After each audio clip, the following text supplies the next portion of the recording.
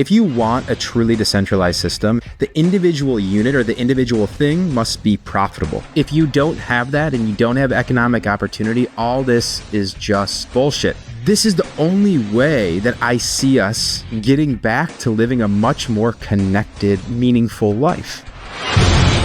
It's not the technology itself that drives change. Creating something beautiful in the world, it's art. You have to be able to design that more decentralized system where it can be profitable.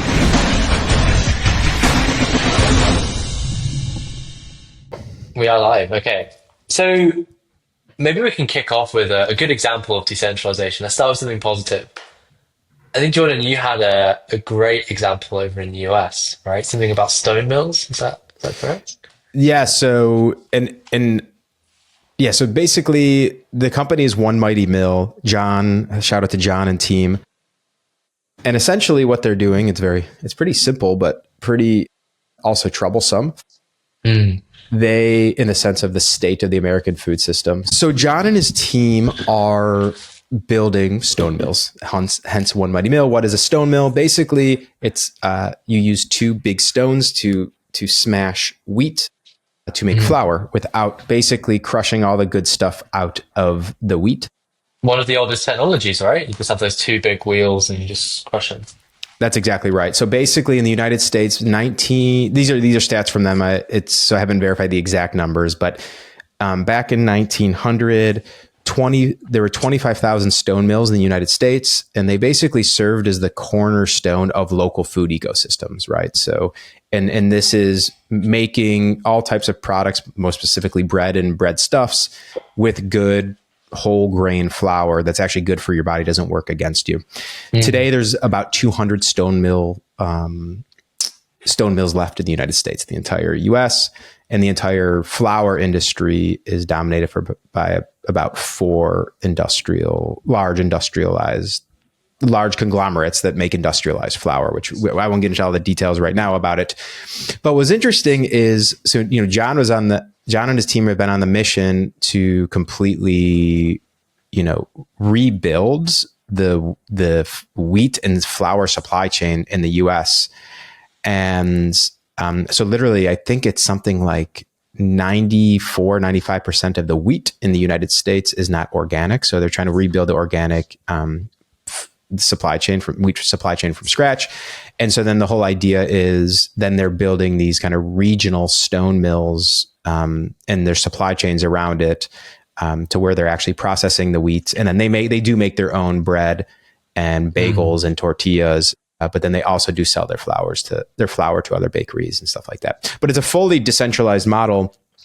And one of the most important things that I think we need to fix in the US, which is the food system, and flour is just the cornerstone of the US American diet. I think wheat is it's the most consumed food out of any food. I think 2 times higher than chicken, which is the next highest. So it's like just everywhere around us. And you might hear people talk about why they feel bloated when they eat bread in the United States, but when they come over to Europe, they're like, hey, I can eat bread all day long. And it's because exactly this. It's not the flour in the US is completely smashed and the nutrients are removed because they use big rollers to roll out the wheat. So that's, and it doesn't. Yeah. So that's, the healthy side of things, but how you talked about this as the decentralized system. So can you talk a little bit more about that and how that works with these guys? Yeah, it's pretty simple, right? So if you look at the large food conglomerates or large flour producers, they have these very large centralized processing facilities, manufacturing facilities where they're making the flour. So it all comes into one place from all over the country and potentially internationally. Sure. And you might have 1 or 2 main facilities producing just a ton of flour versus John and team. I'm going to pull the number so I don't get it messed up because I have it right here. They have 10 mills operating right now, and they're processing about 4 million pounds of wheat. So if you think about that, that's, not that much wheat when you're talking about, 500,000 pounds of wheat per mill. So when you talk about a decentralized system, inherently you start with production, right? So Sure. you're sending the wheat wherever it's grown. You can't really control that because wheat is grown where wheat is grown, and then you're sending that to the place where actually the flour is being produced. So in this case, in sending it to one or two places, they have 10 smaller footprint mills around the United States. And that is where the wheat is getting processed to turn into flour. And then where it gets very interesting is then you're just shortening the supply chain to where it's being consumed, right? So from those production facilities, it's going to their end products that they make are going into they're in Costco. I think they're nationwide in Costco now, Whole Foods, some big retailers, and they have their own kind of direct to consumer piece. And then they also sell to other bakeries and other wholesalers and food service providers as well. And so when you think about it, when you think about the entire supply chain, they produce it more regionally, and then those supply chains are built out from the production facility versus typically what you're going to get in a centralized system is you're producing much larger volumes from one place, and then it's getting moved around maybe 3 or 4 times before it ends up with being like consumed or utilized, whether it's through a business or a consumer. Gotcha. That's fascinating. And what's kind of some of the biggest, I mean, what's allowing this company to exist really? Right. We said there's some trends that are enabling decentralization to grow. Is there any trends that, you figured out that push that? So I think it's an interesting one because I think this is a good time to pause on that. So this is in existence just because the founders are very mission driven and they want to fix this, versus saying because they're not utilizing AI, automation, and robotics in a way yet to dramatically improve the productivity or the process. And so they've had a lot of challenges both with that and then with also consumer education on actually achieving, I think, what the original mission was, which was like the original vision was like, can we actually bring these stone mills back and to be like cornerstones of local food markets? Sure. And I think they've tempered their expectations for a variety of reasons. And so I think it's a good step in the right direction, but I think it's a perfect example that shows the right thinking. And now we have to start building the infrastructure to actually create a situation where you could have much more localized stone mills rather than maybe 10 large regional mills. And there's many reasons for this that we can dig into, but I think what I would say is what is even allowing this to exist, like from a culture standpoint. One of the things is thanks to the internet and how easy it is for people to travel now. I think Americans and people are waking up to, in the case of food, how ridiculous the food system has got in the United States. And so when they do travel to places, including Europe, where you can eat bread and you can eat products that normally in the US, like, oh, I don't eat that. I'm on a diet. I'm always on a diet. When you're eating good, wholesome products with good ingredients, it's actually working for your body. It's the original superfood, actually, wheat. So my point, I'll try a long-winded way of answering your question, which is I think just having access to this information and that it exists and what is wrong with the industrialized flour and why you feel like shit when you eat it. All that is leading towards these types of new, better decentralized systems and entrepreneurs trying to, build better things. And obviously it'll be determined by if the consumer loves the product or not, Very true. I think on my end, I was taking a look at some examples. I came up with a couple. There was one on kind of Proto Labs, and maybe we can talk about that later. But the one I really wanted to dig into today was with kind of the Mumbai food ecosystem. So there's no names, no company in particular, but if you live in Mumbai, and for me, I lived in North Mumbai, you'll find that there are that life really focuses around these clusters, right? So if you want to go grocery shopping, you end up going to about 5 different stores. You go to the bakers, you go to the vegetable guy, you go to the meat market. And so when I went shopping that's exactly what I did. And it even gets as specialized as having a tomato guy. So it literally will be a guy with a car and all he sells is tomatoes every day. That's all he sells. If you want to go fish, you go to the fish market. So kind of what it was like in, I suppose, like the 1960s in the UK. And all of this is within 5 minutes walking distance of wherever you live, typically. And this applies to like lots of different parts of India, I would say, but Mumbai is kind of the place where I noticed it the most. And it's a system that's working really well, right? It allows for convenience. You just have to walk down and you've got what you need within 5 minutes. I mean, that's in theory, that's quicker than delivery apps. And it's cheap, right? It's affordable. And it's hyper specialized. If you go to your greengrocers, they're going to give you advice on which, I don't know, which apples to use for a particular dessert, right? Or which mangoes to buy in mango season. And so this is something that's pretty cool, but it's something that's under threat at the moment. And it is a decentralized system. So let's actually pick up on that for a second. It's decentralized in the sense that these are not chains, right? Every single store is independent. It'd be called like Krishna Enterprises, right? That's like a really popular name for a bunch of different businesses, but you'll see them a lot in the food industry as well. And even though there's a lot of like similar sounding names for these places, it's not a chain. These are all actually independently owned. So you just have this thriving decentralized economy in that sense, in terms of how consumers engage with buying their groceries. But it's under threat, and it is under threat from delivery apps. And even though delivery apps are slower than actually going around and getting the groceries yourself, and often not as high quality, it's more convenient, right? You just have to tap a couple of buttons and it gets delivered to you.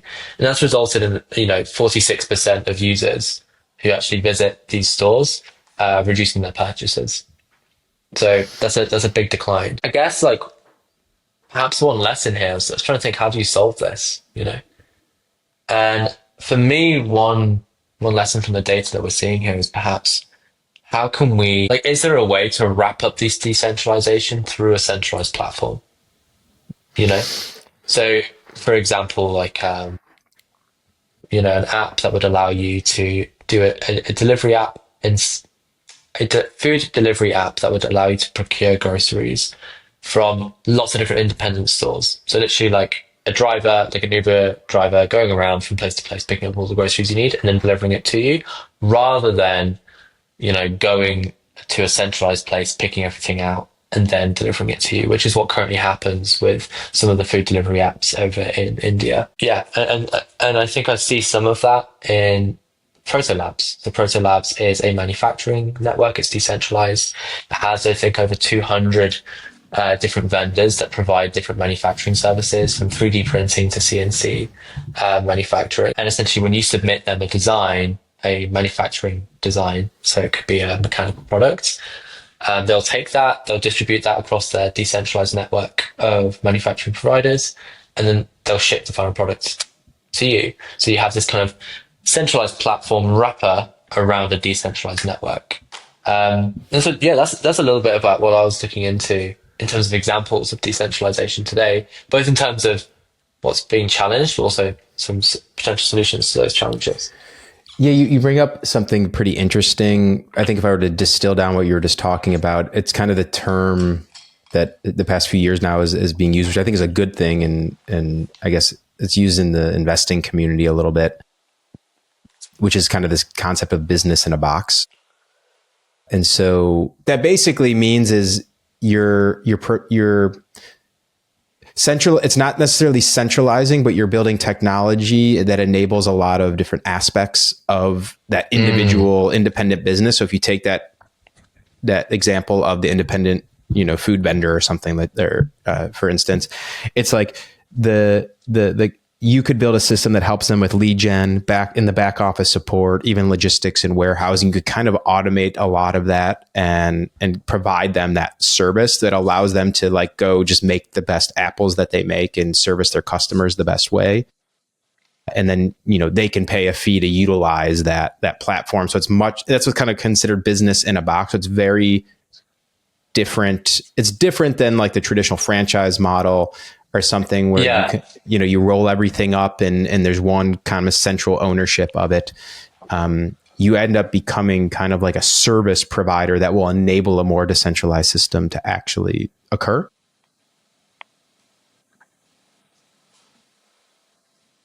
The reality is this: if you want, I have two things here to what you asked. If you want a truly decentralized system, and this is kind of what I think about all the time and why I get excited about where all this is going to go, we're just at the beginning, is the individual unit or the individual thing must be profitable.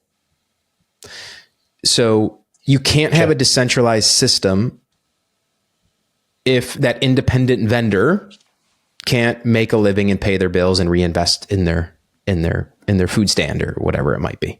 Like, it just doesn't work. If you're relying on centralized everything to bring those costs down to enable that thing to be profitable, which is like the traditional way to do it, right? It's like, that's like the private equity playbook, right? You buy a bunch of plumbing companies, you centralize all the back office stuff, you cut as much costs as you can, and basically then try to like multiply your money by financially engineering the purchase and the sale 3 years later or something. That's generally more extractive. That's not saying, hey, can we create a structure that will enable that independent plumber to go be engaged in their local community and have a uniquely profitable business where they can build their own small team and service their clients and kind of be in charge of his or her own destiny, Yeah, and it is a different thing from franchises, to your point earlier as well, right? This is not, it's not a business in a box, as in you get the whole business in the box, right? It is much more service orientated. For example, if we're going to take the food vendors and we had a delivery service, the delivery service would be a service that the business uses, right? But it's not their sole method for interacting with customers, so Sure. so I think that's another key difference. Well, the idea, right? The idea being, if you come back to the whole point of a decentralized, independent, more localized thing, right? It doesn't matter what it is. It can be a food vendor. It could be an independent family, an independent medical practice, right? With your actual family doctor.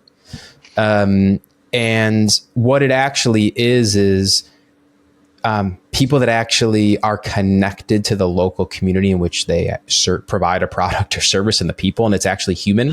It's like a human thing where like relationships are developed. Kids go to school together.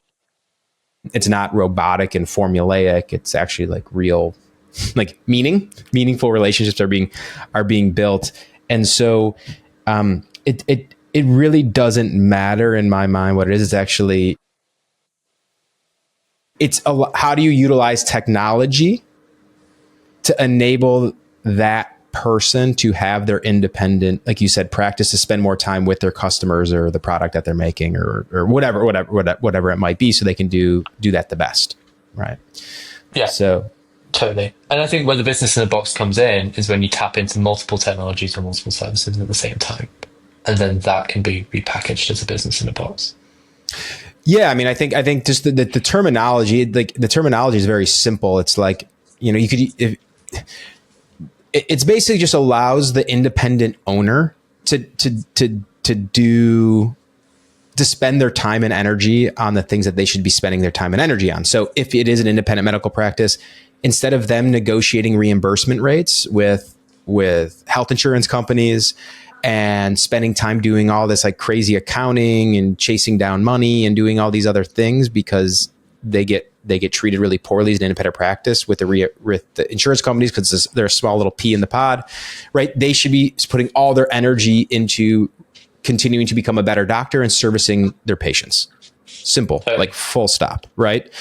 If you run a restaurant, right? If you have a restaurant in a box that allows you to take a lot of the back of the house activities and some of the basic prep work and all these things, and you kind of help take care of a lot of that and to run the actual operations of a restaurant, which is painful for most people, then they can actually focus on hospitality, which is what restaurants really should be, right? It should be like meeting the guests, getting to know the guests, making sure they come back, getting to know their kids. So like that is what a decentralized, like creating more decentralized systems is about to me. More freedom. Yeah, but it enables the actual connection to the people. Yeah, it does that. But I mean, what I'm saying is that it frees you up to do that. Exactly. Totally. And that's the application of, right. And that's where I think, to wrap this back in how we discussed this, was that is the application. That is what's happening right now, thanks to AI, automation, robotics. We're at the very beginning of this, right? That's going to enable this. I think that's like the positive aspects to it. We can talk about, there's definitely many different negative aspects to it, but what else are you seeing? Like, what else do you think is like happening right now where you're starting to be hopeful that more decentralized models can actually become a reality beyond like the broader just saying technology is being developed? What within that is getting you excited? Yeah, but I think, when I was doing my prep for this, I found kind of five key trends, right? And those are tariffs, warmongering, robotics, aging populations, and lower religiosity, right? And some of those seem really disconnected from one another. But I think we can just start with one, right? One that everyone's familiar with at the moment. And that's tariffs. Something I think we've discussed off camera, Jordan, as you know, is, what happens when the US increases tariffs, which it has done over this year since the Trump presidency started. Does that stimulate local production, right? Because obviously if you put tariff barriers up, it encourages domestic production of goods, albeit they might be more expensive, so the demand might be weaker. But, it will increase local production. And therefore, it gives the opportunity for a decentralized model to thrive, at least from a global perspective. I think that's probably true, but there's a big pushback against that. So if you look at the rest of the world's reaction to the US's tariffs, something we discussed in the other days is, does this mean everyone's going to start putting tariffs up in response to everybody else? And I remember we spoke about the possibility of that not happening and instead clubbing together. And that's exactly what we're seeing, right? We're seeing basically every country move away from the US and get cheap labor from elsewhere and find new markets elsewhere. So, for example, the UK and India signed a trade deal this year. The UK, I think, signed 3 trade deals this year so far, and one of them was with India. And in that one, it's 99% of India's exports are going to be tariff free, right? So, what has the UK done there? It's basically found a really cheap source of labor, which means it doesn't have to depend on China. But it also means that it's not going to be investing in decentralized production itself, because to do that, it would require engaging in more expensive labor domestically, and which you can only get around if you increase your own tariffs. So they've clearly chosen not to take the US's path. They've rejected tariffs to stimulate their own domestic production, and instead decided to continue offshoring production to somewhere like India. And some of the biggest exports from India that's been touted as the biggest benefits for the country are things like clothing, right? And textiles, and this stuff that's really important to everyday living. And you could quite feasibly produce locally in theory, right? It's putting together cloth. It requires very human labor at the moment. It's not as very poorly automated industry. So yeah, I think tariffs are clearly, in theory, great for decentralization, but in practice, all it does is just create kind of exclusive clubs in a sense, right? Like one for people who have tariffs, which at the moment is basically the US, and then one for everybody else who will just continue engaging in trade with each other in a kind of globalized way, but it just won't include the US. And so that unfortunately removes the conditions we were hoping for a greater decentralized society. Do you have any thoughts on this?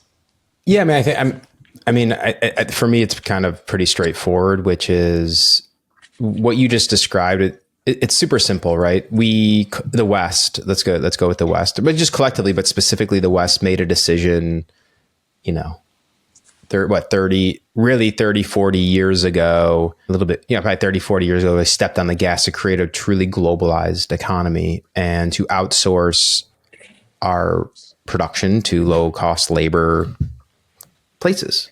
And so we've built everything, the entire economy and society is built around these globalized systems. So it's pretty simple for me, which is we made the decision. And if you study history, that's always a short-sighted, right, decision to hollow out your own like production and means of production domestically and rely on other countries to do that. And so the reality is we're kind of stuck with that system. And what I think you mentioned, Reiss, which is everything about tariffs makes complete sense. It gives just another incentive structure to make maybe domestic production more competitive in some way, right? But you need all these other things coming together. You need other industrial policy. You need the will of the people. You need a lot of things coming together to make this stuff a reality because the globalized system is so entrenched.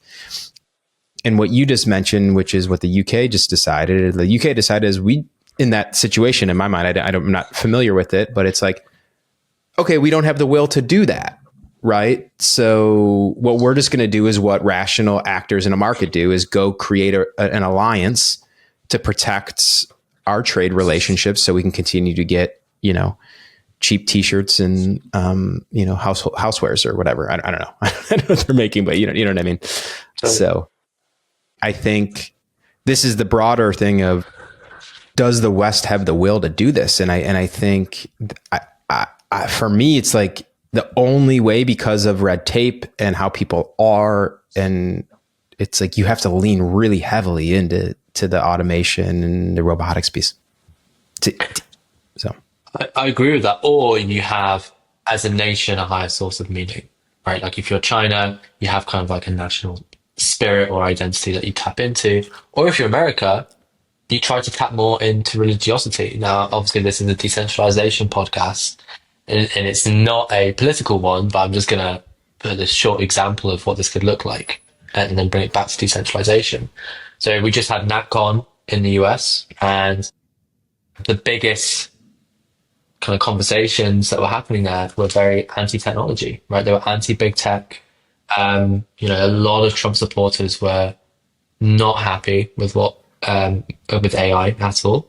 And they were not happy with some of the kind of the transhumanist kind of thought leadership pieces that were coming out of Silicon Valley.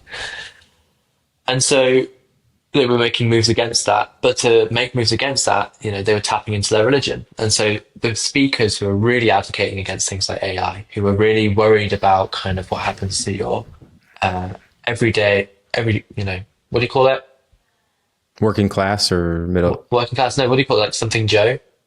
Oh, average Joe. Average Joe. Right. So if you're average Joe, like how's he going to be negatively affected by AI? How's his family going to be negatively affected by AI as well? And so this is like a real pushback against automation, which kind of goes pushes back a little bit on what you're saying, as robotics being robotics and AI as being a source of a net enabler of automation. But this is something they clearly feel very passionate about. It got everyone at NatCon very enthused, and there's a lot of agreement across, I would say, most of the supporters, most of Trump's supporters at NatCon on this issue.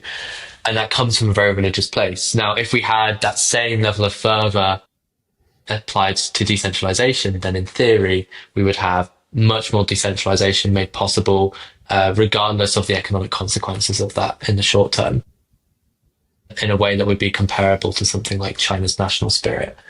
So I think that's one alternative way that we could do it, but it's obviously a much more difficult way. And we have to deal with things like lower religiosity overall, which we'll come into later anyway. Wait, so just make sure I understand the parallel there. What you're saying is, when you think about like the will of the people, and in this case, like a lot of the perspective from NatCon was coming from a religious perspective, or values or beliefs coming from religion. It's kind of like, can you apply that? Like that is one way. If you tap into that is what could really help move kind of this push for decentralization forward. Is that? That's totally what I'm saying, right? Okay, It goes back to our conversation against values versus valuation a while ago. Now, we were sure. talking about that in an investment context in the past, Mm. but you can either see people as kind of reactionaries to the economy, in which case everything you just said about bringing robotics into the space is really important for enabling decentralization because it means that it becomes the rational thing to do.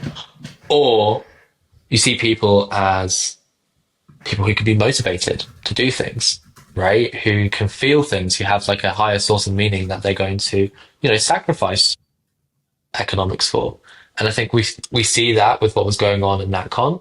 We see that with political events like Brexit, and we can see that with other movements like decentralization. But we just haven't seen that yet for us. Yeah, let me give you a stat because I want to. I think this opens up an interesting discussion. Okay, on this Sure. because I read it a while ago. It's from the National Literacy Institute. 54. This is in the United States. 54% of adults have a literacy rate below a sixth grade level. That's wild. So this pushes into something really, really important that I think that ultimately is like right our hope. We talked a lot about this off camera with going direct, which is I'm talking about the US, of course. You have a population that's generally are lower information consumers of lower amounts of information, partly because they don't have the ability, because of as I just mentioned, literacy rates, but they also don't have the time. They're just trying to make ends meet. They're trying to pay their bills. They're trying to raise their kids. And so when you start talking about things like decentralization and a lot of stuff that we talk about is very more intellectual, high level. It's how do you get the vast majority of the population to even understand it and to care about it? So any thoughts on that? Yeah. So for me, it's just about tapping into their source of meaning, right? So I was taking a look at what are kind of the top sources of meaning in the US at the moment. And the top one at 40% of adults, this is their top source of meaning, is family. And the second one is faith, which is 20%. Okay. However, 24.2% of the global population have no religion. That grew by 270 million people between 2010 and 2020. And we're living in an age where younger generations don't want kids and they are single and often lonely. So, for example, 63% of men of 18 to 29 are single, and 35% of adults, 35% of Gen Z are single and not looking. Um, and then between 2018 and 2025, there was an increase from 37 to 47% of adults saying that they don't want kids ever, right? So those two big sources of meaning in the US are under threat. Family and faith are now under threat as big sources of meaning. How can we replace that, right? Well, one thought has always been work, and I think you can see this in the Valley a lot, where people talk about their company being a family, right? And all of that is obviously BS. It's just a way of getting employee buy-in so that they can work them harder. But what if you owned your own means of production, right? What if this was a decentralized economy and you were an independent actor who's responsible for your own small business? Well, then that becomes a lot more meaningful. If you're the local fisherman, you're the guy providing fish for everybody else. If you're the local baker, you're the one providing bread for everyone else. You're having meaningful interactions every day. You're talking to, Sue, from down the road about her kids that she just dropped off at school, but one of them's got a wobbly tooth, so they want a bit of extra bread this day, extra soft bread today, right? That is an inherently, more meaningful existence than some kind of corporate gig, right? And I think as we start seeing these other sources of meaning decline over time, this is something that can maybe rise up and actually bring something meaningful to their lives, and that is something that speaks to everybody, regardless of your literacy rate, because you can talk about that. Okay, so I need to stop you there because I think I think it's important to point out. So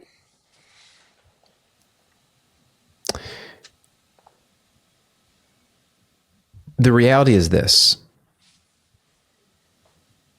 And this is the reason why most people have lost a big piece of meaning and faith and all this stuff, is because just a lot of aspects of the system just simply don't work for them, right? So at least I can speak in the US, not necessarily in Europe, but if you are that fishmonger or what, the independent store owner, right? Between the cost of, let's go with just like an independent hardware store owner or something, right? Like just Sure. the cost of rent in the margins of the products that you're selling, the cost of labor and the rules and regulations, and then obviously competition and all these other things, right? Makes it really, really hard to even though you might have those independent interactions every day and have a lot of meaning, you still got to pay your bills. You still got to send your kids. You still want to send your kids to university. You got to pay their health care. And when all these things are just going up 5, 7, 10% per year indefinitely, especially people that have choice and talent, it's super simple, right? The talent goes to where the economic opportunity is, right? And so I think the reason why I wanted to mention that is I think if we want decentralized systems, and this is where these emerging technologies are coming into play, you need to create a system that will enable people to, like I said, if they have that independent thing, to be profitable, to live a good life. If you don't have that and you don't have economic opportunity, all this is just kind of bullshit, to be honest, from a reality standpoint. Because we can sit here and say, be more religious, tap more into like that zeitgeist and have meaning. But at the end of the day, if you can't function, if you can't give your kids a better life and you can't function in society because you have no money, and unfortunately in the US, at least it's a runaway train, the cost of living, we're not going to be able to get people to care. I really, truly believe that. So I think your question was, how do we get people to care, right? And that was where Show them the money, baby. Show them the money.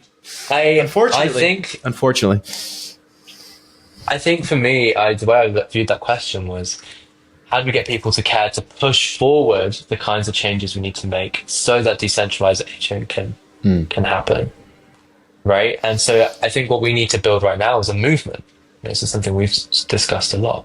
Sure. Is how can we build a movement so that we can get all of that economic infrastructure in place so that we can unlock economic opportunity for people to make money through a decentralized economy, right? So that that independent hardware store can exist.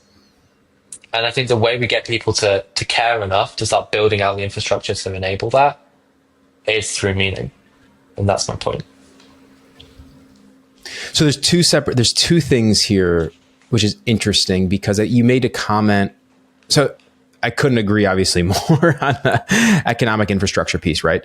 So on one end you have and we've talked about this on one, and most of the guests on Going Direct thus far are the builders, right? They're the ones actively building that infrastructure, right? Sure. Now, right. So, but I think what you're talking about, which is, those are two separate people, because not everyone's built to be a pure entrepreneur, dedicate a decade of their life to build, right, and to do that, and maybe even have the skill set or the agency to do that. So building it and building that infrastructure is different than just getting people to understand, I guess, the importance and care, and really ultimately to act on that with what they consume, right? And so I kind of go back to this thing, which, until we can get price and convenience nailed with decentralized systems, I just don't think we can get people to care.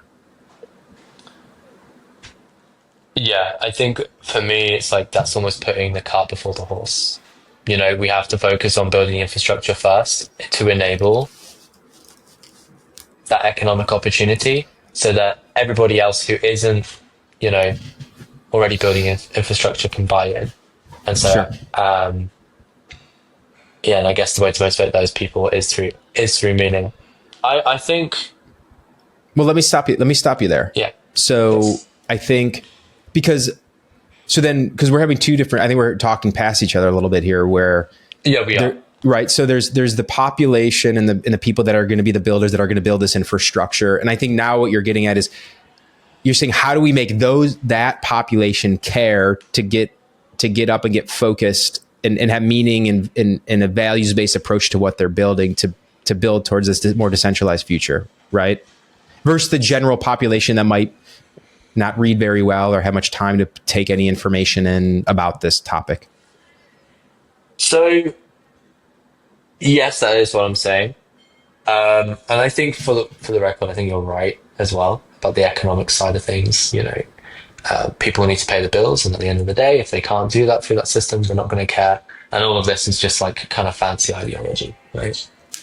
That said, I think there's increasingly examples of exceptions where people will take economic pain, even if they're already feeling it, in order to achieve some ideal. We saw that with Brexit, right? Most of, a lot of voters, and I'm just saying this anecdotally, a lot of the voters who voted for Brexit were already in economic pain, right? Often like working class. Um, and they were struggling and they felt that, so they voted for Brexit, which they hoped was be a mechanism for change. Um, and they were also just kind of annoyed at Westminster, and they were also annoyed at the lack of sovereignty that the country had, because a lot of our laws could be superseded by European legislature at the time. And then after Brexit, the whole nation got a lot poorer, and we missed out on a lot of growth opportunities, right? And so that's that's kind of one of the negative effects of Brexit. And so therefore they've been hurt even more. And we've seen taxes rise since Brexit, and we've seen the cost of living rise since Brexit as well. Although a lot of that was tied to things like the Ukrainian war. There's definitely an aspect of that related to Brexit. And so there's a case of people voting for economic pain, even though they're already suffering for it, for some perceived ideal, in this case sovereignty or whatever. I think we could see the same in decentralization, right? Depends how we play it.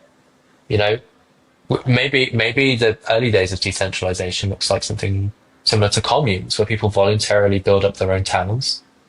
They do a decentralized local economy there. They don't really engage with the rest of the economy outside of that, and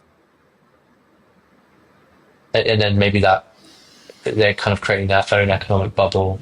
That's, I don't know. I feel like I'm floundering here, but I think there's definitely something in that is possible. Now, is that realistic?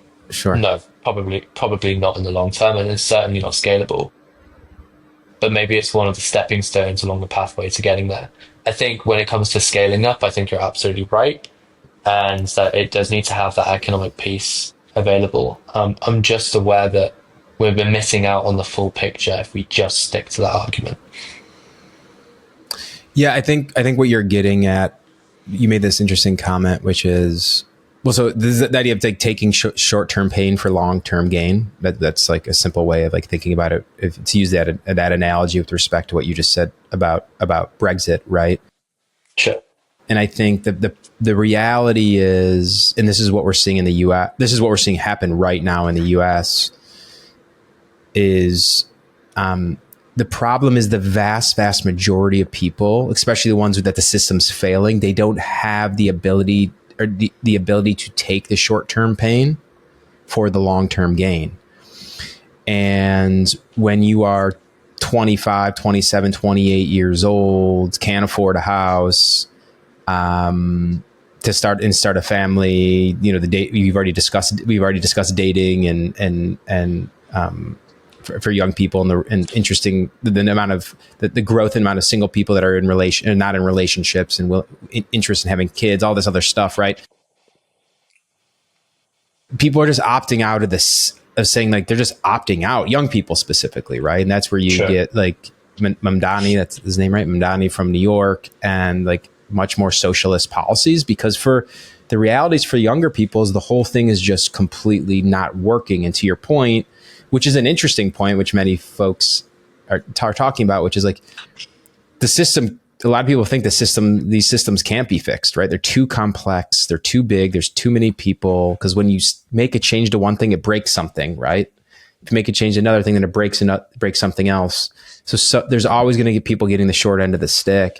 And so you're almost better off. You said, can you go create some alternative system, right? And based upon these values. And I think there's an aspect of me that is hopeful that like some of this more decentralized approach can like lead to some of that living, right? More meaningful living with an alternative system. Obviously you have to live within a bigger thing.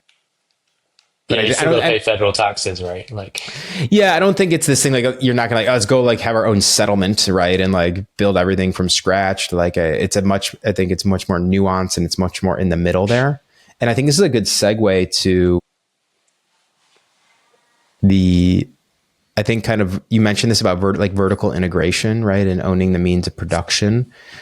And I'll start it off here. I want to make sure to hit this because this is actually one of my concerns. This is one of my concerns, and this is just because of how the system works, right? How markets work, right? They just talk about the brutality of markets. So there is a movement, there is a huge movement from especially like some of the smartest money in the room on the venture capital side. Obviously, everyone's kind of transitioning back over to investing in physical infrastructure because of what everyone's seen come around the corner with AI and robotics and automation. And so now you're seeing folks investing in more like very kind of automated systems of production that are much more decentralized in nature. And they're kind of going full stack, right? Building everything from the hardware, owning their own distribution, going all the way to the end customer. And that is the right strategy to if you want to compete in the market, that's for sure. But the challenge I have with it is what I've learned, and we've discussed this, having some of these conversations with some of these folks, both on the investing and operating side, it's so extreme, right? Like everyone's just like, they don't want the $150 billion, $100 billion outcomes now. They want the $1 trillion outcomes, right? So like the goal is to invest in the thing for whether it's ego or being in a room with the most important people doing the most important things in their mind. It's an ego thing rather than it being about laying down infrastructure that's better for communities and better for the economy. yeah, for sure. And so I think what I've noticed is most people that have been investing on the venture side in these themes, they don't come at it from how we're coming at it. They're just coming at it because the markets make sense, like to them, like the risk makes sense, and there's something to unlock there. So I think there's a beauty to that, but there's also like that means that like now they're going to pull that technology forward with that risk capital to make more of this stuff a reality. But how we actually design these things and how they get implemented is so they benefit our lives rather than the value just accruing to a couple people. It's a tough question.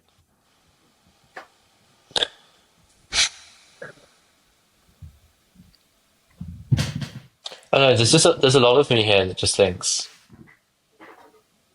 what have we done, right? in the sense of a capitalist society.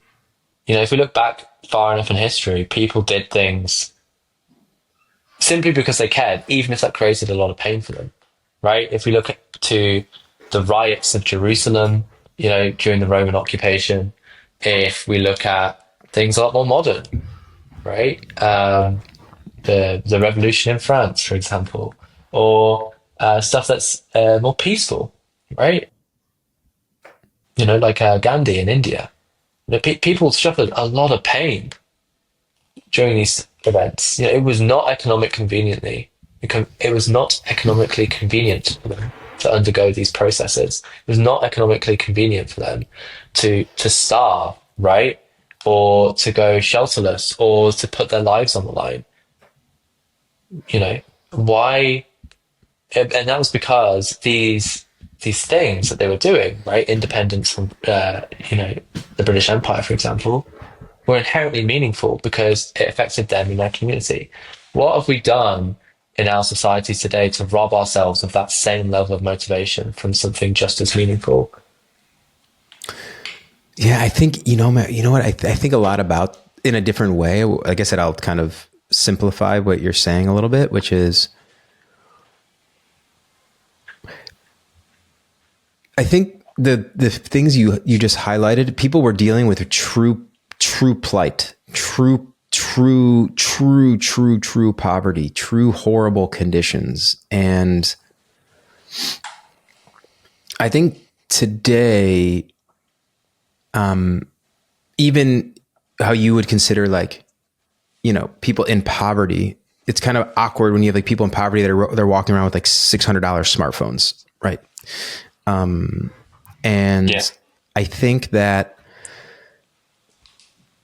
humans, because the more that you give them and the more comfortable their lives are, they're just going to complain and they want more and more and more, right? That's the universe, right? That's that was like the acceleration theory, right? We just want to continue to accelerate and reproduce and want more. It's a human thing. We want to create and improve. You can't get rid of that.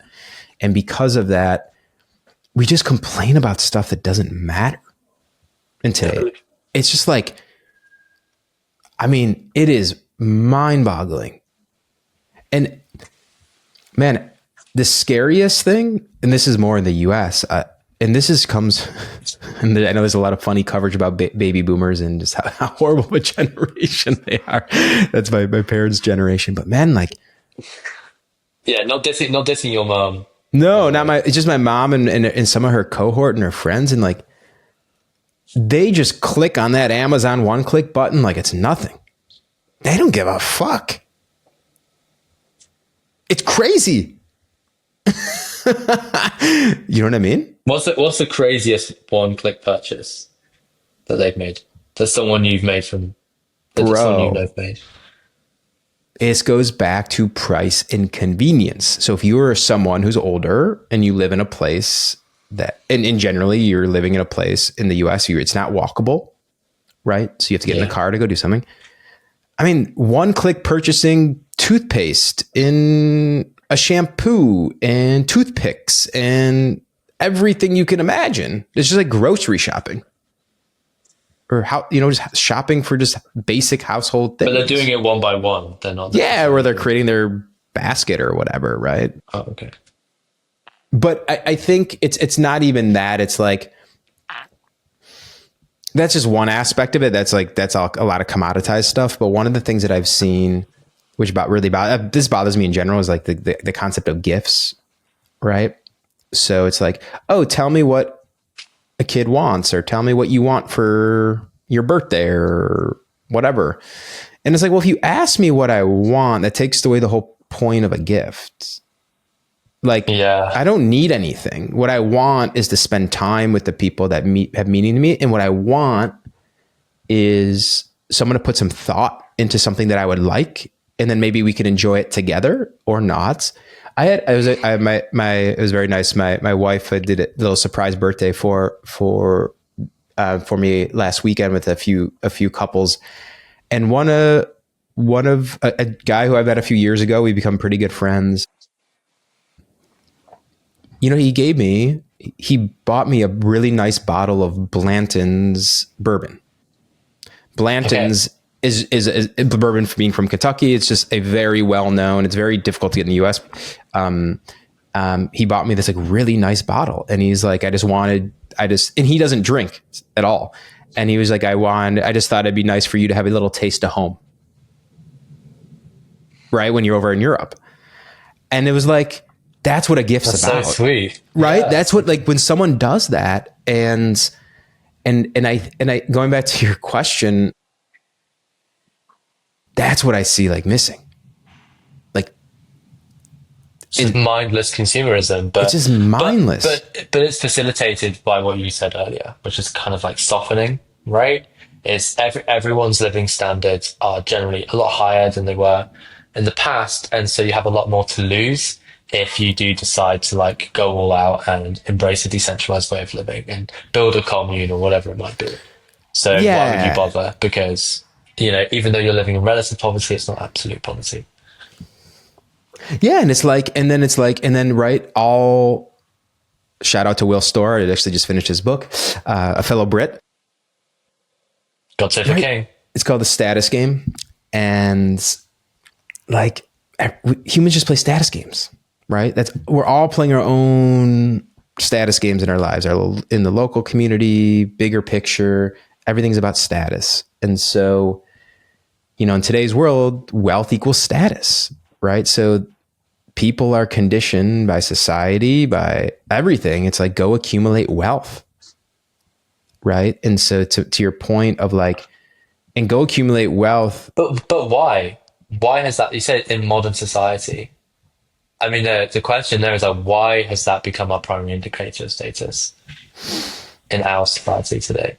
I mean, it's probably a long and complex history that we probably can't break down. But is there something that springs to mind for you when I ask that question?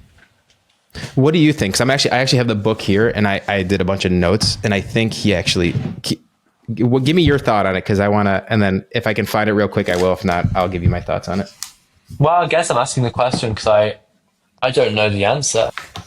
I don't think we have to look too far in history where people were willing, where they didn't care about money as something that supersedes everything else, right? If you take a look at the education sections of the Labour and Conservative manifesto briefs in the UK in like the 1945 election, basically what you see is them talking about how education helps the everyday man.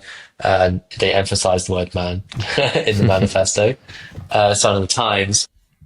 But they said the everyday man can think critically and he can live for himself. And they talk about these kind of grand philosophical and emotional statements. They don't talk about how it improves his job outcomes. They don't talk about how, he's going to increase his pay by, on average, £10,000 per year, whatever. Compare that to today's manifestos. It's very economically driven. It's none of this high-minded idealism. And so it wasn't that long ago that it changed. And so what happened between 1945 and now for us to overly focus on on wealth? That's what confuses me. I don't know what the answer is. Yeah, I mean, I think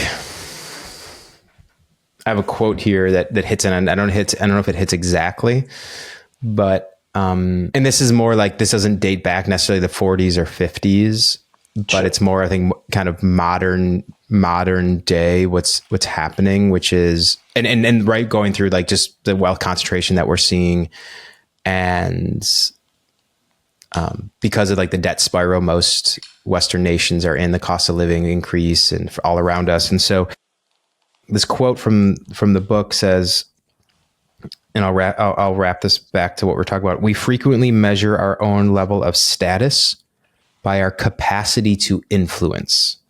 So if you think of this thing, right? Like everyone is playing a status game, which is all humans do, right?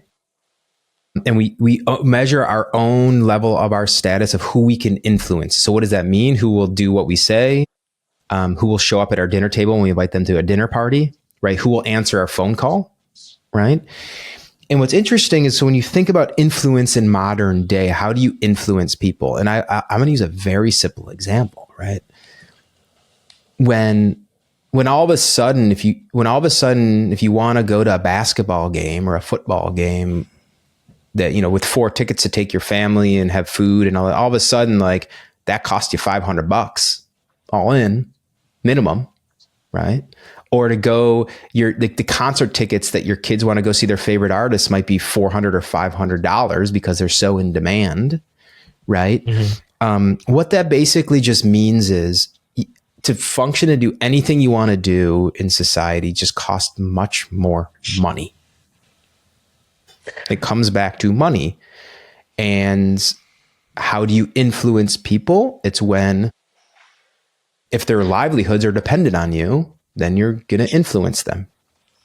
It's like we just collectively had this emergent conclusion, which is that wealth leads to influence, leads to status. That's kind of your point, right? Yeah, exactly.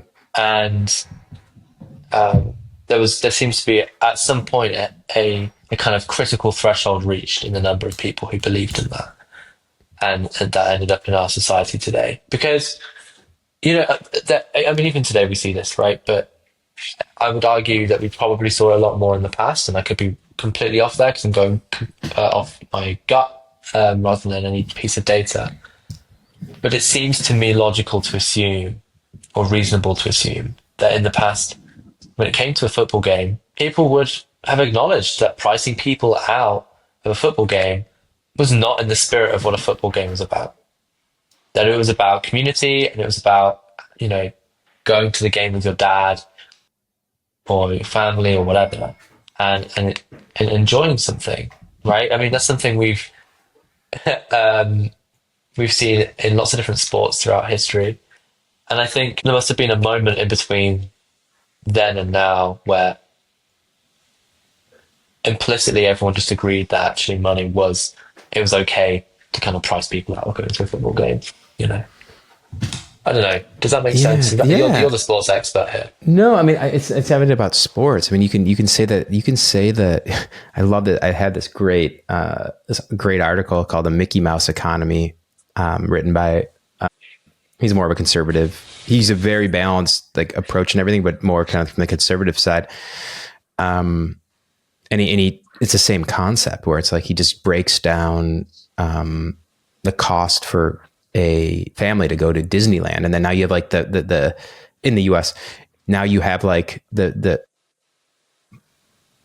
what's it called, the fast pass, and then the extra fast pass, and now there's a third category where you can get like the extra what I don't know what the names are, the extra fast pass, and then now you can actually you can hire someone to like take you around the parks so you can go down any ride whenever you want with no line.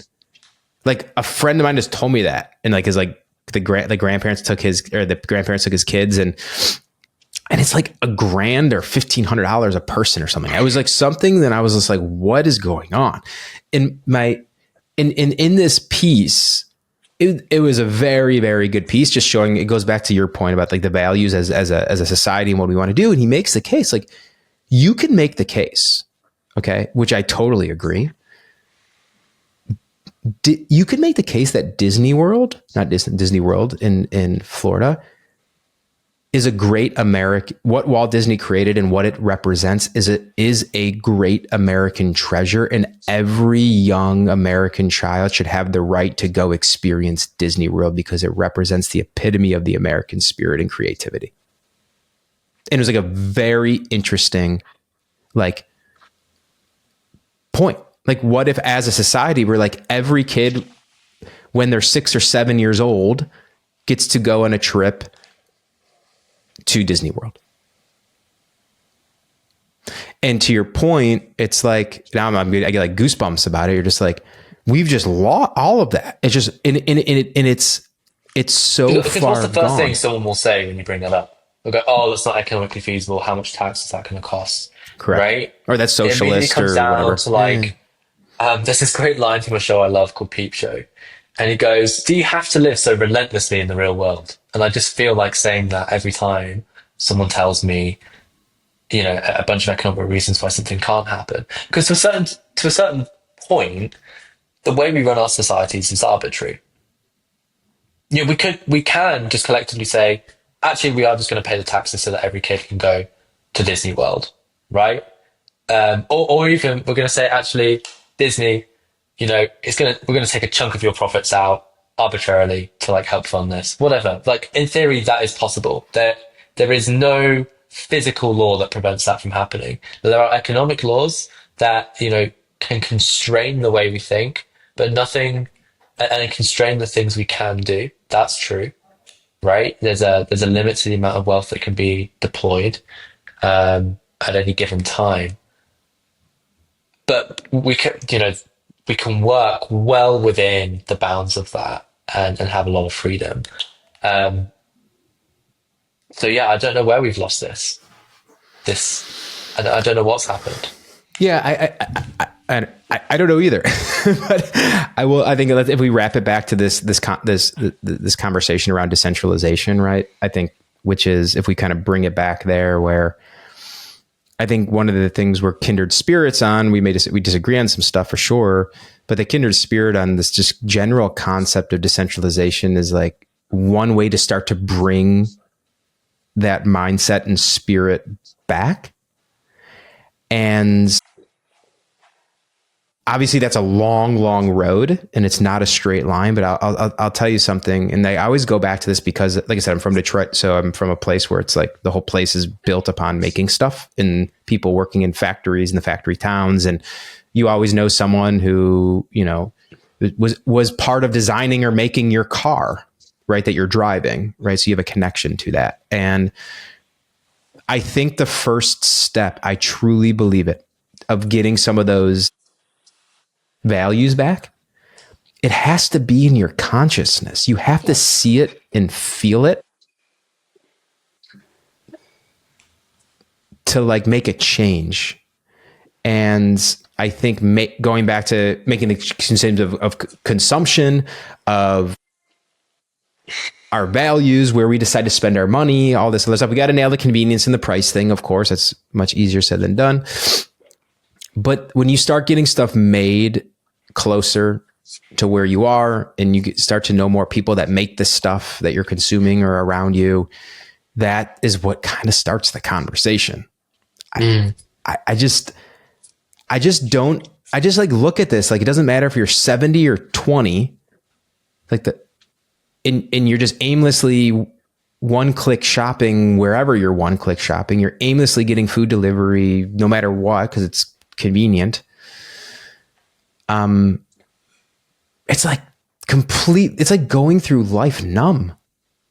Totally. It's like, I don't know, man. Like I'm like, if we take off all this like intellectual bullshit and economic talk and all this other stuff and just like very, very basic, what I see and why, like, I'm like so obsessed with this and why I've been chirping in your ear for a while about this. It's like, this is the only way that I see us getting back to living a much more connected, meaningful life.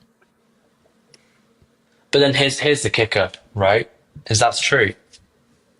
But ultimately, going back to your earlier point about economic reality, we're still playing into this mindset of wealth above all, economics above all. And that is synergistic with the very problem we're trying to solve. Okay, so because I think this wraps back well to, so agree completely, right? We always talk about, this isn't about being all like super altruistic. It's about you got to be ready to you got to roll up your sleeves, put the boxing gloves on and play the game on the field, right? You got to go be able to compete in the marketplace, because you got to get messy. You got to get messy, and so this is kind of comes back to where we started this discussion of like, the thing is, the technology is coming to actually at least enable this. Now, it could end up with a bunch more centralization, and that's definitely a concern too. But at least we have a shot. I'll give you another aspect here on that point, which is a really big deal when it comes to making more decentralized production feasible, and it's AI assisted design of physical products. So I think Larry Page from Google just funded a company on this. It's called Dynatomics, I believe it's called. There's not much out there yet, but it's all about AI assisted design. And I was talking to a friend not too long ago, and he was talking about what he's seeing, because he's big on decentralized production and this theme of the decentralization of the real world. And he's like, when you are in the world of manufacturing or production, people don't have if you're not in that world, people don't have a good enough appreciation for like how clunky and iterative the design process is. To get something with all the specs that you need, that can be mass produced, or that can be produced in volume, not mass produced. Like, just that design process of creating something and the prototyping and all that stuff just takes a lot of time. Totally. Right. And he was saying, it's so fascinating. He's like, I'm seeing really interesting stuff come in, and it's all AI based design tools. And he said, he gave me the example, he came across a company that he has a venture fund that pitched him on this, and they make like Invisaligns, so like the my mom has a pair. Okay, yeah, so like what you put in your mouth, like to help straighten your teeth or whatever. Yeah, right. It's like an alternative to braces, I think. Yeah, exactly. An alternative to braces, exactly. So you get this. So, but you have to go. You put your feet. You have to put your mouth in a mold, and then you got to send it to the lab and all this stuff. Now, I mean, you still have to measure your dimensions in your mouth and everything like that. But he's basically saying like their AI assisted like software to design these things have gotten so good that like you could see them just completely like the cost at which they're going to have the ability to do this and deliver it. It just opens up all these new like like options for consumers. And that's just one like small little example, right? But so I think AI assisted design, when you think about decentralized production, is a really big deal. And from some people that I've spoken to, it seems like there's a lot of stuff going on around that. And anyways, it's just another piece of the puzzle to my point. And I'd like to hear your thought on any other technologies or specific use cases you're seeing that's getting you hopeful that like this decentralization is becoming more of a reality. Well, I think there's a lot, and I think we're gonna. I want to talk about robotics relating to this. I actually also want to talk about other aspects where technology is more the opportunity for decentralization to produce, and like what we're seeing in defense at the moment as well. But I think it's becoming close to time, and maybe this is a great point to kind of tease the audience and say subscribe, because we'll be talking about robotics in the next episode that we publish. And this is a big part of our thinking. And we've also touched upon it a little bit today and in previous episodes, but I think we're going to do much more of a deep dive next time. Does that sound good to you, Jordan? That sounds great. And yeah, we'll be continuously coming at you with other examples, and just a little teaser here. In the next week or two, we'll be releasing a conversation we did with Gaurav Chakrabarti from Solugen, and it is a very fascinating example of decentralized production, actually, for industrial chemicals, and in a decentralized production model that's working in a very competitive industry. And one thing I'll just mention on that, which I wanted to make sure to get in before we wrap, as we're wrapping on like decentralization now becoming possible, but also still being really hard, which we discussed with One Mighty Mill. Very, very important. And then we can wrap it up. You have to have a really,